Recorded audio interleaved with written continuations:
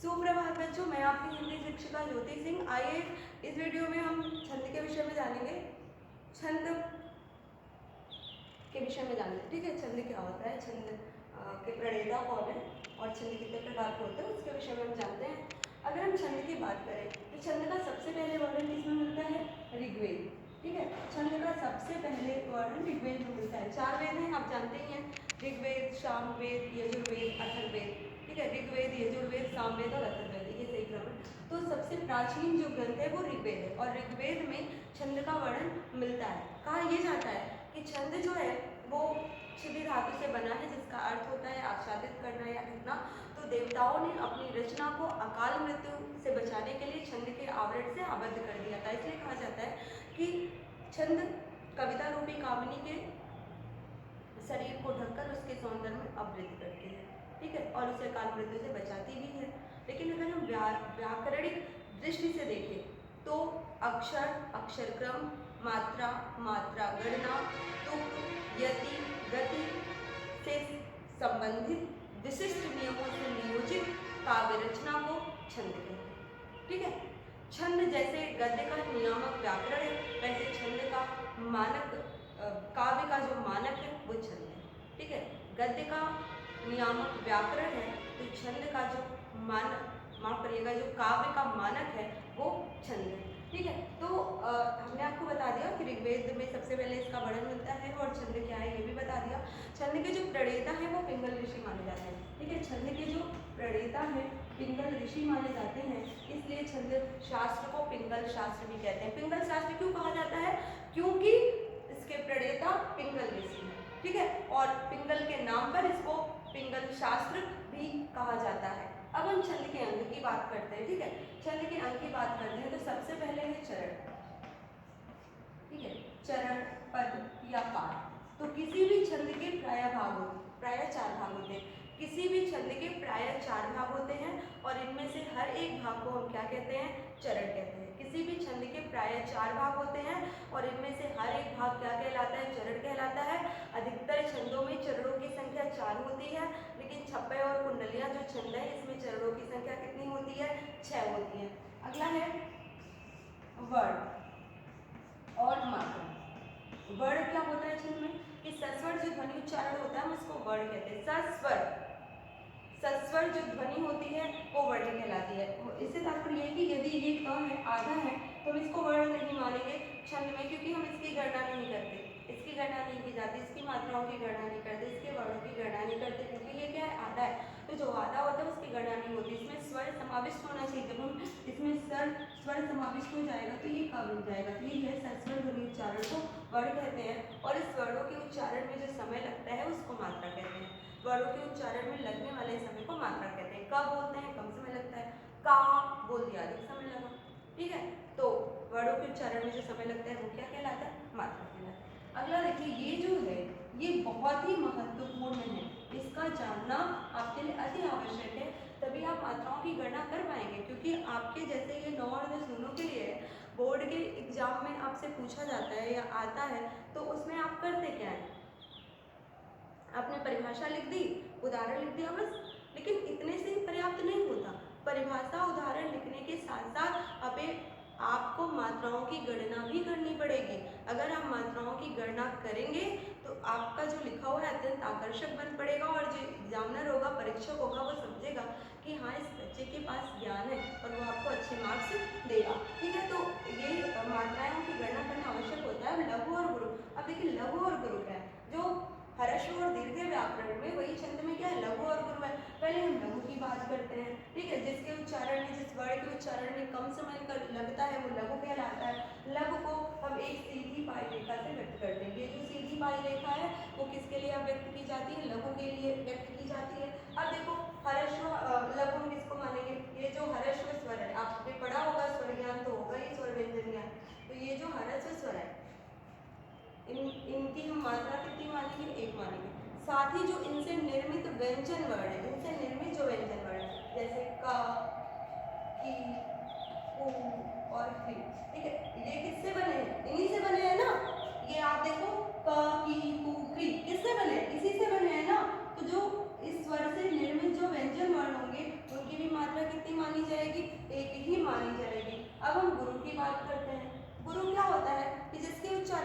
समय लगे। जिसके उच्चारण में कम समय लगता है उसकी तो एक मात्रा मानते हैं, उसे लघु मानते हैं और उसको सीधी पाई रेखा से व्यक्त करते हैं। लेकिन गुरु क्या होता है, गुरु का मतलब ही है ना बड़ा, गुरु का मतलब ही है बड़ा। जिसके उच्चारण में अधिक समय लगे वो आपका क्या कहलाएगा, गुरु कहलाएगा। और गुरु को एक वर्तुल रेखा से व्यक्त करते हैं। ये आप देख रहे हो, ये जो यस के आकार की रेखा है ये वर्तुल रेखा है। यस के आकार की जो रेखा है वर्तुल रेखा है। वर्तुल रेखा अर्थात गुरु और वर्तुल रेखा अर्थात दो मात्रा। ये जो लघु है अगर सीधी पाई होगी तो उसकी एक मात्रा गिनेंगे, अगर ये होगा वर्तुल रेखा होगा तो इसकी दो मात्रा गिनेंगे, क्योंकि ये छोटा है तो एक है, ये बड़ा है तो दो है। ठीक है, अब देखिए गुरु वर्ण के अंतर्गत कौन आते हैं, ठीक है, ये आते हैं आ ई उ ए ऐ ओ औ, आ ई उ ए ऐ ओ औ, आ ई उ ए ऐ ओ औ।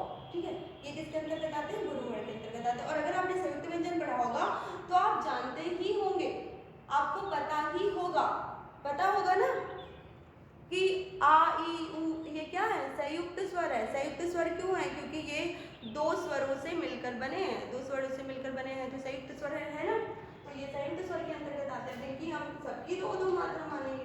ठीक है, साथ ही इनसे निर्मित जो व्यंजन वर्ण होंगे, इनसे निर्मित जो व्यंजन वर्ण होंगे उनकी भी मात्रा कितनी मानी जाएगी, दो मानी जाएगी। इनसे निर्मित जो व्यंजन वर्ण होंगे इनकी भी मात्रा कितनी मानी जाएगी, दो मानी जाएगी। साथ ही यदि किसी वर्ण पर, ये है तो लघु क्योंकि अ है, लेकिन अगर बिंदु लगा है, इस पे अनुस्वार लगा है तो ये लघु होते हुए भी गुरु हो जाएगा, इसकी भी मात्रा दो मानी जाएगी। जैसे ये त है तो ये लघु क्योंकि अ की मात्रा है, लेकिन यदि यहीं पे विसर्ग लग गया, ट हो गया तो इसकी भी दो मात्रा मानी जाएगी। मतलब ऐसा वर्ण जो अगर लघु है लेकिन अनुस्वार और विसर्ग युक्त है तो वो लघु ना होकर उसकी गणना किसमें होगी, गुरु में होगी। साथ ही आप देखो संयुक्ताक्षर जो होता है, ये संयुक्ताक्षर है। संयुक्ताक्षर क्या होता है, ये संयुक्ताक्षर है ना क और ट, क्योंकि एक वर्ण आधा रहता है एक पूरा रहता है तो वो संयुक्ताक्षर ही तो कहलाता है, क और ट संयुक्ताक्षर ही कहलाएगा। अब इस देखो, आप इस संयुक्ताक्षर में जो ये आधा वर्ण होगा इसकी गणना तो हम नहीं करेंगे, आधे वर्ण की गणना नहीं करते हैं। लेकिन संयुक्ताक्षर का जो पूर्ववर्ती वर्ण होता है, ये संयुक्ताक्षर के पहले आया ना तो पूर्ववर्ती वर्ण हुआ ना र, रक्त में क और त ये मिलकर के क्या हो गए, संयुक्ताक्षर हो गए। और क आधा है तो हम इसकी गणना नहीं करेंगे, इसके पहले क्या आया, र आया तो हम र की गणना करेंगे। अब र तो है लघु क्योंकि र में आ है, लेकिन इसको लघु होते हुए भी दो मान लेंगे क्योंकि ये संयुक्ताक्षर के पहले आया है। ठीक है, तो ये जो है कि लघु और गुरु, इससे आप मात्राएं निकाल सकते हैं। कैसे निकालेंगे अभी हम आगे जब आपको पढ़ाएंगे तो हम आपको बताएंगे। ठीक है, अब इसके बाद अगला जो है लघु और गुरु हो गया। इसके बाद आता है संख्या और क्रम। जो चौथा है वो है संख्या और क्रम। ठीक है, संख्या क्रम क्या होता है, मात्राओं की गणना संख्या कहलाती है और उसका स्थान निर्धारण क्या कहलाएगा, क्रम कहलाएगा। मात्राओं की गणना संख्या, उसका स्थान निर्धारण क्रम कहलाएगा। जैसे मान लो ये लिखा है कमल लिखा है और पलाश लिखा है। अब हम इसमें मात्राएं निकालते हैं। चलो, क में अ है तो एक मात्रा, म में अ है तो एक मात्रा, ल में अ है तो एक मात्रा, प में अ है तो एक मात्रा, ल पे आ है तो दो मात्रा, श में अ है तो एक मात्रा। हो गया, ये निकल गया। अब इसको गिनो 1 2 3, इसमें कितनी मात्राएं होंगी, 3। इसको गिनो 1, ये 2 माना जाएगा तो 1 2 3 1 4, तो कितनी होगी 4। तो ये जो हमने मात्राओं की गणना की वो क्या कहलाएगा, संख्या कहलाएगा। कहाँ पे लघु आया और कहाँ पे गुरु आया, ये जो स्थान निर्धारण करता है वो क्रम कहलाता है। ठीक है, अब अगला है गण। अब देखो ये जो गण होता है इसका प्रयोग मात्रिक छंद में होता है, इसलिए हम ज्यादा इसके विषय में आपको बताएंगे नहीं। फिलहाल आप पता जान लीजिए गण होता क्या है, जब आप 11वीं में जाएंगे तब आप बताया जाएगा आपको। तो गण क्या होता है, गण के विशेष विशिष्टता वर्णिक छंद के लिए प्रयुक्त होता है। छंद में गणों की संख्या 8 होती है। ठीक है, गणों की संख्या 8 होती है। 3 वर्णों के समूह को गण कहते हैं और गणों को निकालने का एक सूत्र भी है, यमाता राजधान सलगा। यमाता राजधान सलगा, ये गण को निकालने का सूत्र है। आप कैसे निकालेंगे थोड़ा सा आप देख लीजिए, 2-3 मैं निकाल रही हूँ, बाकी आप निकाल लीजिएगा। अब देखिए यहाँ पे पहला क्या है, यह गण हो गया। ठीक है, पहला यह है तो यह गण हो गया।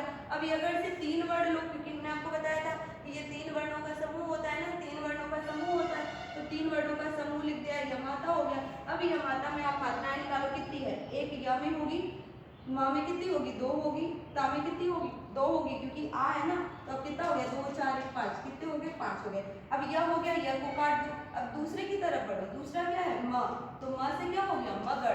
अब मगड़ से 3 वर्ण लोगे तो ये आएगा ना मातारा हो गया।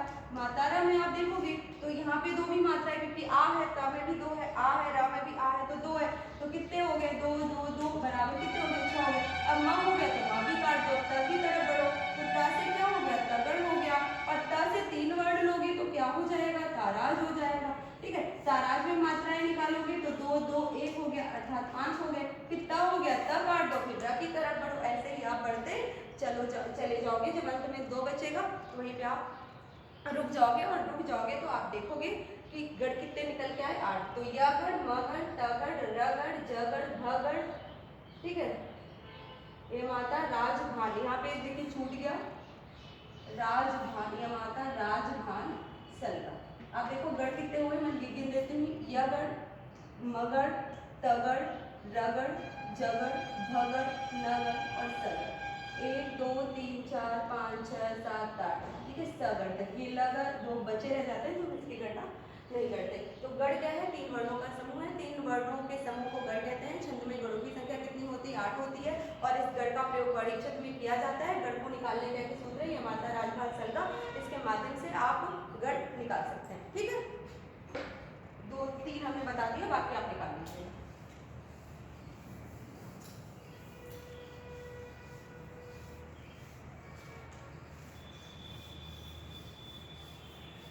अब देखिए हम आगे बढ़ते हैं।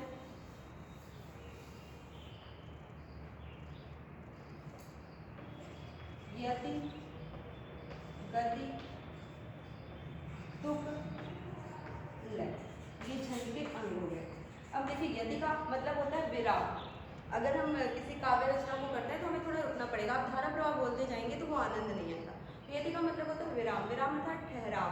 ठीक है, काव्य आप देखेंगे कामाचिन्ह, कामा कहते हैं आप करिएगा, विराम चिन्ह प्रयोग में लाकर दी जाएगी, यति को प्रदर्शित करते हैं। यति का मतलब होता है ठहराव, तो कविता पढ़ते हुए ठहराव भी आवश्यक है। और गति का मतलब होता है गतिशीलता, तो यति और गति ये दोनों छंद में होने आवश्यक है। यति का मतलब ठहराव और गति का मतलब गतिशीलता। तुक मतलब तुकबंदी, आपने देखा होगा जैसे कबीर रहीम अधिकतर आप दोहे देखते हो तो अंतिम अक्षर क्या होते हैं समान होते हैं, उसी को क्या कहते हैं तुक कहते हैं। ये देखो 2 प्रकार का हो सकता है, एक तुकांत और एक अतुकांत। तुकांत क्या होता है जब अंतिम वर्ण मिले, और अतुकांत क्या होता है जब अंतिम वर्ण ना मिले। जैसे अगर आपको रहीम का कोई दोहा याद हो या कबीर का दोहा याद हो, जैसे अगर रहीम का आप ले लो, रहीम अनुचे नरन दे तज बैर अरुप्रीति, अंत में क्या है त, काटे चाटे स्वार के दो भांति विपरीति, अंत में क्या है त आया ना।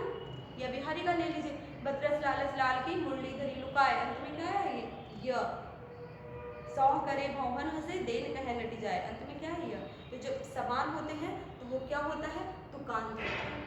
ठीक है, और जब समान नहीं होते तो वो क्या हो जाएगा अतुकांत हो जाएगा।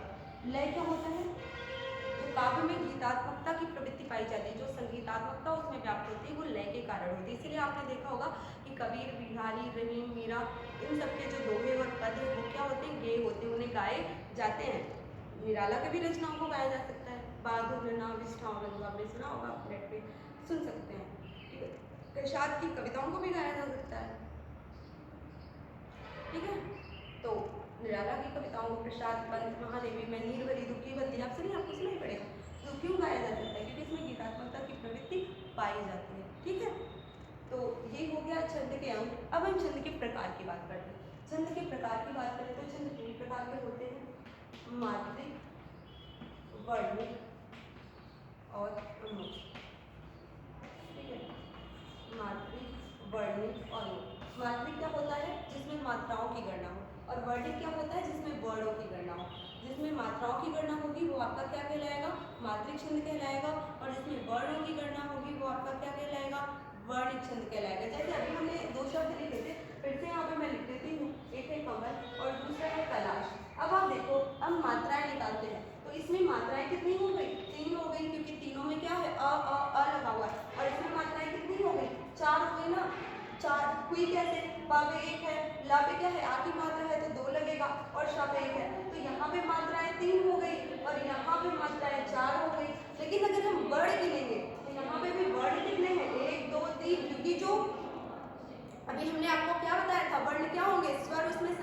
होगा वो हर्ष दीर्घ है या हर्ष स्वर है या दीर्घ स्वर है, ये आपको नहीं देखना है। बस आपको ये देखना है कि अगर वो वर्ण में स्वर लगा हुआ है, चाहे वो हर्ष हो चाहे वो दीर्घ हो, तो वो वर्ण माना जाएगा।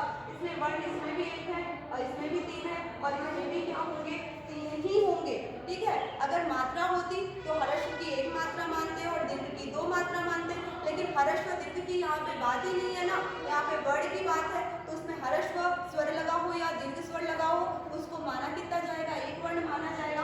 तो मात्रिक छंद में क्या होता है, मात्राओं की गणना होती है और वर्णिक छंद में क्या होता है, वर्णों की गणना होती है। मात्रिक छंद मात्राओं की गणना और वर्णिक छंद में वर्णों की गणना होती है। अब हम प्रकार की बात करते हैं तो ये जो मात्रिक छंद होता है ये 3 प्रकार का होता है और आप में मात्रिक छंद ही है, वर्णिक छंद नहीं है। मात्रिक छंद में क्या आता है, दोहा, चौपाई, रोला, सोरठा, ठीक है, बरवे। और वर्णिक छंद में क्या आता है, इंद्र बजाओ, बेंद्र बजाओ, द्रुत विलंबित, ठीक है, ये सब आते हैं। तो आपने तो केवल मात्रिक छंद है तो आपको मात्रिक छंद ही पढ़ना है। अब देखो मात्रिक छंद 3 प्रकार के होते हैं, सम, अर्धसम और विषम। सम, अर्धसम और विषम, ठीक है, सम, अर्धसम और विषम, ठीक है। इसमें क्या होता है, सम का मतलब क्या होता है, सम का मतलब होता है कि जिसके चारों चरणों में मात्राओं की संख्या समान हो, जिसके चारों चरणों में मात्राओं की संख्या समान होगी वो सम मात्रिक छंद कहलाएगा। तो किसके चारों चरणों में मात्राओं की संख्या समान होती है, तो इसमें क्या हो जाएगा आपका चौपाई। चौपाई में चारों चरण में मात्राएं कितनी होती हैं, 16। तो जिसके चारों चरणों में मात्राएं समान होंगी वो आपका क्या हो जाएगा, सममात्रिक छंद हो जाएगा। दूसरा है अर्धसमात्रिक छंद। अर्ध मतलब आधा, सम मतलब समान, अर्धसम अर्थात आधा समान, जिसके 2-2 चरणों में मात्राओं की संख्या समान हो। जैसे आपका दोहा और सोरठा होता है। सोरठा की अगर हम बात करें तो पहले और तीसरे में मात्राएं 11 होती हैं, दूसरे और चौथे में मात्राएं 13 होती हैं। अगर हम दोहा की बात करें तो पहले तीसरे में मात्राएं 13 होती हैं, दूसरे चौथे में मात्राएं कितनी होती है, 11 होती हैं। तो 2 में समान समान है, इसलिए किसके अंतर्गत आएगा, अर्धसम मात्रिक छंद के अंतर्गत आएगा। विषम मात्रिक छंद ये होता है जिसके चारों चरणों में मात्राओं की संख्या समान ना हो, वो आपका क्या कहलाएगा, मात्रिक अर्ध विषम मात्रिक छंद कहलाएगा, जिसके चारों चरणों में मात्राओं की संख्या। तो इसमें 2 आते हैं आपके केवल, छप्पय और कुंडलियां। और छप्पय और कुंडलियां में हमने आपको प्रारंभ में ही बताया था कि इसमें 4 चरण होते हैं, ठीक है। तो छप्पय और कुंडलियां में जो मात्राएं होती हैं, क्योंकि इसमें 6 चरण होते हैं, तो ये जो प्रणाली है वो तो लागू ही नहीं होगी, इसलिए वो किसके अंतर्गत आ जाता है, विषम मात्रिक छंद के अंतर्गत आ जाता है, ठीक है। तो दोहा और सोरठा ये आपका क्या है, अर्धसम मात्रिक छंद है। और चौपाई और रोला ये आपका क्या है, सम मात्रिक छंद है। चौपाई, रोला, गीतिका, हरिगीतिका, ठीक है, आप ध्यान रखिएगा। इसके अलावा 2 और भी भेद मिलते हैं, साधारण और दंडक। हम विभेद ये मात्रिक छंद का भी कर सकते हैं और वर्णिक छंद का भी कर सकते हैं। साधारण और दंडक। साधारण मात्रिक छंद क्या होता है, जिसमें 32 मात्राओं से कम मात्राएं हो, और दंडक मात्रिक छंद होता है जिसमें 32 मात्राओं से अधिक हो। साधारण वर्णिक छंद क्या होता है, जिसमें 26 वर्ण से कम हो, और दंडिक वर्णिक छंद क्या होता है, जिसमें 26 वर्ण से अधिक हो। अब हम बात करते हैं मुक्ति छंद की। मुक्ति छंद का जो प्रवर्तन हुआ, जो प्रारंभ हुआ, वो निराला द्वारा रचित जूही की कली से हुआ। निराला ने 1916 में जूही की कली लिखा था, और उस जूही की कली को जब प्रकाशन के लिए उन्होंने सरस्वती पत्रिका में भेजा, तो महावीर प्रसाद द्विवेदी जो उस पत्रिका के संपादक थे, उन्होंने जूही की कली पर अश्लीलता का आरोप लगा करके उसे प्रकाशित करने से मना कर दिया, जो बाद में शारदा पत्रिका में प्रकाशित हुई और चर्चित भी हुई। तो उसी जूही की कली से मुक्त छंद का प्रवर्तन हुआ है। निराला ने ये कहा कि अब समय आ गया है कि जब कविता छंद के शासन से मुक्त हो जाए, छंद के बंधन से मुक्त हो जाए, और इसके लिए निराला को तमाम आलोचनाएं सहनी पड़ी। उनके छंद को केचुआ छंद, रबड़ छंद, कंगारू छंद कहा गया, लेकिन इसमें उनका साथ दिया अन्य छायावादी कवियों ने, जिसमें पंत का नाम आता है। पंत ने कहा भी खुल गए छंद के बंध, ठीक है। तो छंद के बंधन जो थे वो 1916 से खुल गए थे, और 1918 से क्या प्रारंभ होता है, आपका छायावाद प्रारंभ होता है। और छायावाद में मुक्ति छंद की रचनाएं आपको मिलती हैं, जो आगे चल करके प्रगतिवाद, प्रयोगवाद और नई कविता में आपको देखने को मिलती हैं। तो आप देखेंगे कि छंदों से तो मुक्ति हो गई, लेकिन जो उसमें लय और गीतात्मकता थी वो विद्यमान, वो बरकरार रही, इसलिए वो कविताएं आज पसंद की जाती हैं, सराही जाती है। जैसे निराला का एक उदाहरण ले लीजिए। निराला ने कविता लिखी थी कुकुर मुत्ता, उसकी पंक्ति है कि अबे सुनबे गुलाब, पाई तूने जो खुशबू रंगो आप, खाद चूसा तूने अशिष्ट, डाल पे इतरा रहा कैपिटलिस्ट। या हम नागार्जुन की देख लें जो प्रगतिवाद के सशक्त हस्ताक्षर है, उनकी यदि कविता देख लें, सपने में भी सच न बोलना वरना पकड़े जाओगे, भैया लखनऊ दिल्ली पहुंचो मेवा मिश्री खाओगे, है ना। तो ये मुक्त छंद की रचना। या हम वचन को ले लेते हैं, मंदिर मस्जिद बैर कराती मेल कराती मधुशाला, या प्राण प्रिय तुम श्राद्ध करो मेरा तो ऐसे करना, पीने वालों को बुलवा कर खुलवा देना मधुशाला। तो ये कुछ नाम है जिन्होंने मुक्त छंद में रचनाएं लिखी और जो बहुत सराही गई और बहुत ही चर्चित हुई। तो ये मुक्त छंद है। लेकिन आप में मात्रिक छंद है, कक्षा 9 में भी और कक्षा 10 में भी आपको मात्रिक छंद पढ़ना है। कक्षा 9 में दो है छंद, एक है चौपाई, दोहा और चौपाई, ठीक है। ये किस में है? 9 में है, दोहा और चौपाई। और कक्षा 10 की बात करें तो इसमें भी दो है, सोरठा और रोला, ठीक है। सोरठा और रोला ये किस में है? ये है कक्षा 10 में, और दोहा और चौपाई ये किस में है? कक्षा 9 में है। तो आप दोनों साथ में पढ़ लीजिए, जिस क्लास का जो हो वो देख लेगा। तो हम पहले दोहा सोरठा बताएंगे, ये इकट्ठे हम बता देंगे। क्यों बता देंगे? इसका कारण है कि ये जो दोहा है उसका उल्टा क्या है? सोरठा है। दोहे का उल्टा सोरठा है। कैसे है कि दोहा में पहले और तीसरे चरण में मात्राएं कितनी होती हैं? 13, और दूसरे और चौथे चरण में मात्राएं कितनी होती हैं? 11।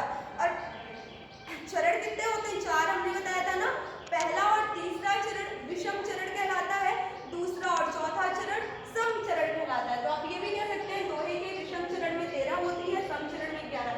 मतलब दोहे में क्या होगा? जो पहला और तीसरा चरण होगा उसमें मात्राएं कितनी होंगी? 13, और जो दूसरा और चौथा चरण होगा उसमें मात्राएं कितनी होंगी? 11। और अगर हम सोरठा की बात करें तो इसके पहले और तीसरे चरण में मात्राएं कितनी होंगी? 11, और दूसरे चौथे चरण में मात्राएं कितनी होंगी? 13। आप देखो इसी का उल्टा है ना, इसलिए दोहे को उल्टा, दोहे का उल्टा क्या है? सोरठा। क्यों उल्टा है हमने आपको बता दिया, क्योंकि दोहे में पहले तीसरे चरण में 13, दूसरे चौथे चरण में 11, और सोरठे में क्या होता है?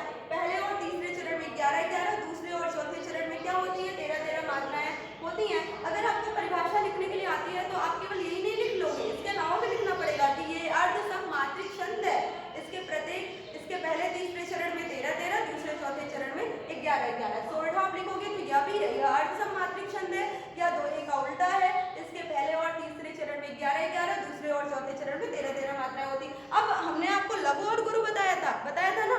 अब हम उसको अब देखते हैं कि मात्राओं की गणना कैसे करते हैं। पहले हम दोहे का उदाहरण लिखते हैं। श्री गुरु चरण निज मन मुकुर सुधार। देखिए हमने ये पहला चरण लिखा और ये दूसरा चरण लिखा, तीसरा चौथा नहीं लिखा है। आप इसी से समझ जाओगे ना, पहला दूसरा लिखा है, तीसरा चौथा नहीं लिखा है। तो पहले में कितनी मात्रा होंगी? क्योंकि ये दोहा है तो पहले में मात्रा कितनी आनी चाहिए? 13, और दूसरे में कितनी आनी चाहिए? 11 आनी चाहिए। और इसी प्रकार अगर तीसरा होता तो तीसरे में कितनी आती? 13 आती, और चौथा होता तो चौथे में कितनी आती? 11 आती। अब आप यहाँ पे देखो, श्री है, श्री पे इस पे क्या है? बड़ी की मात्रा लगी है तो 2 होगा। ग पे क्या है? छोटा वो लगा है तो 1 है। र पे भी छोटा वो है। आप देखो र पे वो 2 प्रकार के, एक ये लगता है, एक ये लगता है। तो गुरु में ये लगता है, रूप है तो ये लगेगा, है ना। जब आप अधिक समय लगाओगे तभी तो बड़ा वो लगेगा। इसमें भी छोटा वो है तो 1 मात्रा। च में 1 है, रा में 1 है, ना में भी 1 है। स में क्या है? 1 है। र पे की मात्रा है तो 2 है, जा पे 1 है, रा पे 1 है और जा पे 1 है। अब आप गिनो, 2, 2, 4, 2, 6, 2, 8, 2, 10, 2, 12, 13 आ गया ना, 13 आ गया। अब गिन लो, 2, 2, 4, 2, 6, 2, 8, 2, 10, 2, 12, 13 आ गया। ठीक। अब हम इसमें कितना आना चाहिए? 11 आना चाहिए। 11 भी इसमें आएगा। देखो कैसे, ना पे ई है, छोटी ई है ना तो 1 मात्रा, जा में अ है तो 1 मात्रा, माँ पे छोटा मतलब माँ में आ है तो 1 मात्रा, ना में आ है तो 1 मात्रा, माँ पे छोटा वो है तो 1 मात्रा, का पे छोटा वो है तो 1 मात्रा, रा पे अ है तो 1 मात्रा, सु पे छोटा वो है तो 1 मात्रा, धा पे आ की मात्रा है तो 2 मात्रा, और डी पे छोटी ई की मात्रा है तो 1 मात्रा। अब गिन लो, 2, 4, 6, 8, 10, 11। फिर से गिन लो, 1, 2, 3, 4, 5, 6, 7, 8, 10, 11 हो गया ना, 11 हो गया। 13, 11 आ गया ना पहले और दूसरे में। तीसरा चौथा भी लिखेंगे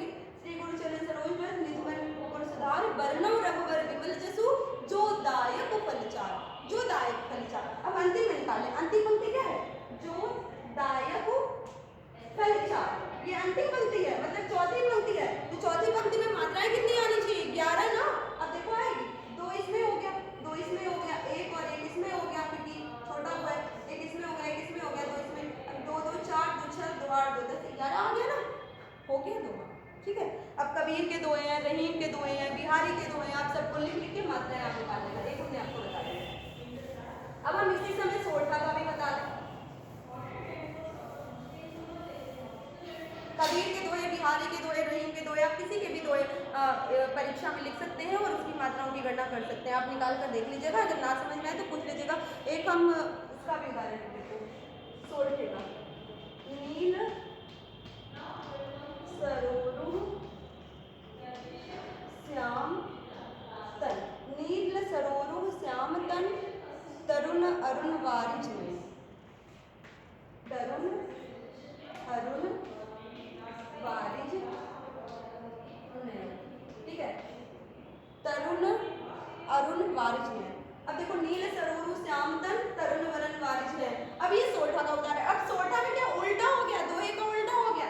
अब सोठा में क्या होगा कि जो पहला और तीसरा छंद, पहला और तीसरा चरण है उसमें मात्राएं कितनी होगी? 11 होगी, और जो दूसरा और चौथा चरण है उसमें मात्राएं कितनी होंगी? 13 होंगी। तो इसमें 11 मात्राएं आनी चाहिए, इसमें 13 आनी चाहिए, तभी तो वो सोठा होगा। आप देखते हैं, अब देखो यहाँ पे बड़ी की मात्रा है तो 2, यहाँ पे ल है तो 1, यहाँ पे 1, यहाँ पे ओ की मात्रा है तो 2, यहाँ पे छोटा ऊ है तो 1, यहाँ पे आ है तो 1। अब यहाँ पे देखो आधा है तो आधे की गणना नहीं करेंगे, हमने तो पहले ही बता दिया था।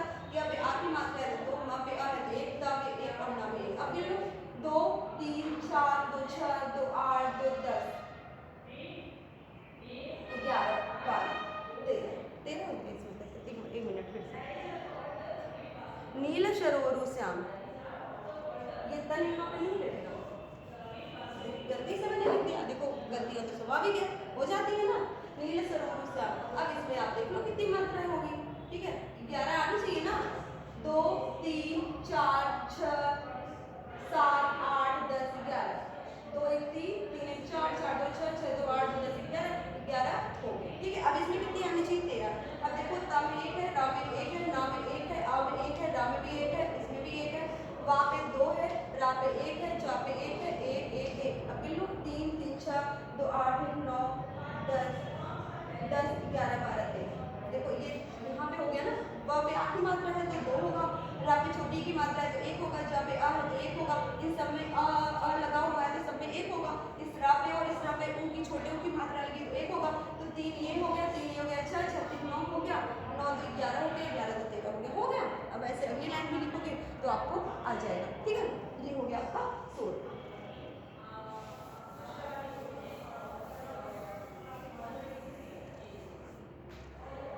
अब हम चलते हैं, ये 2 बाकी है ना, चौपाई और रोला। चौपाई में क्या होता है? प्रत्येक चरण में 16 मात्राएं होती हैं, और रोला में क्या होता है? प्रत्येक चरण में 24 मात्राएं होती हैं। चौपाई में प्रत्येक चरण में 16 मात्राएं होंगी और रोला में प्रत्येक चरण में 24 मात्राएं होंगी। और हमने आपको बताया था कि अगर प्रत्येक चरण में मात्राओं की संख्या समान होती है तो वो सममात्रिक छंद होता है। तो ये सममात्रिक छंद होता है, इसके प्रत्येक चरण में 16 मात्राएं और इसके प्रत्येक चरण में 24 मात्राएं होंगी। अब हम पहले चौपाई का उदाहरण लेते हैं, आपको याद ही होगा ना, हनुमान चालीसा, कुछ याद करने की जरूरत नहीं है। जय हनुमान ज्ञान गुण सागर, जय कपीस तिहु लोक उजागर।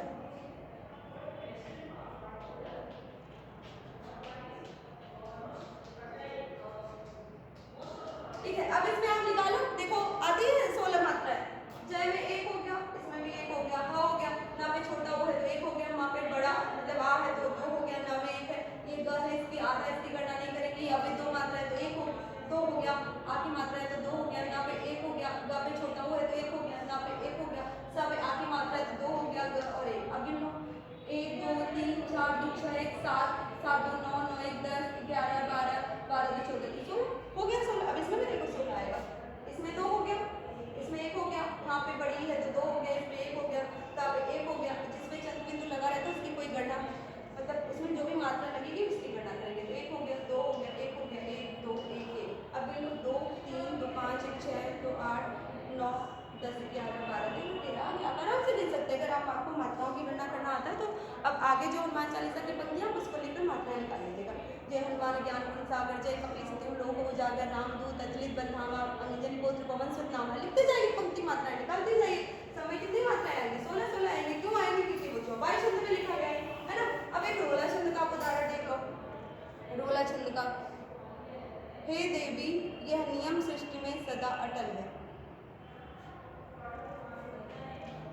हे देवी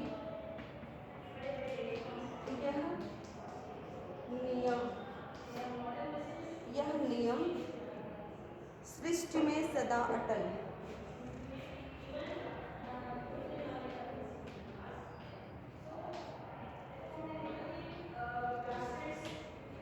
अब हम देखो ये एक ही हमने लिखा है पंक्ति, इसमें 24 होंगी। अब इसकी 3 और पंक्तियां होंगी, इसमें भी 24 होंगे। अब निकालो, इसमें 2 हो गया, एक ही मात्रा लगी, इसमें भी 2 हो गया, एक ही मात्रा लगी, इसमें बड़ी की मात्रा लगी है तो 2 हो गया, ठीक है। एक हो गया, एक हो गया, छोटा ई है तो एक हो गया, एक और एक हो गया। इसमें देखो री लगाया ना, री की एक मात्रा मानते, एक हो गया। और चूंकि ये संयुक्ताक्षर के पहले है तो 2 हो गया। संयुक्ताक्षर का पूर्ववर्ती वर्ण क्या होगा? री होता तो 1 होता, लेकिन संयुक्ताक्षर के पहले आया ना तो 2 होगा ना। अब इस आगे की गणना नहीं करेंगे, इसमें ई है तो 1 हो गया, इसमें 2 हो गया, इसमें सा में 1 हो गया, दा में 2 हो गया, 1 1 1 और 2। अब आप गिन लो, 2 2 4 2 6 2 8 2 10 11 11 2 13 14 2 16 16 17 17 2 19 20 21 22 23 24 आ गया ना 24 आ गया 24। दूसरी लाइन इसकी दूसरी लाइन देख लो,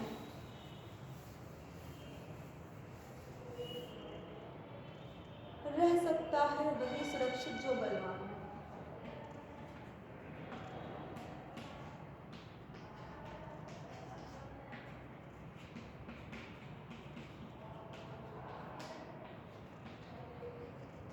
उसी जो पंक्ति में लिखी थी रोला की, उसकी अगली लाइन है, इसमें भी 24 आनी चाहिए।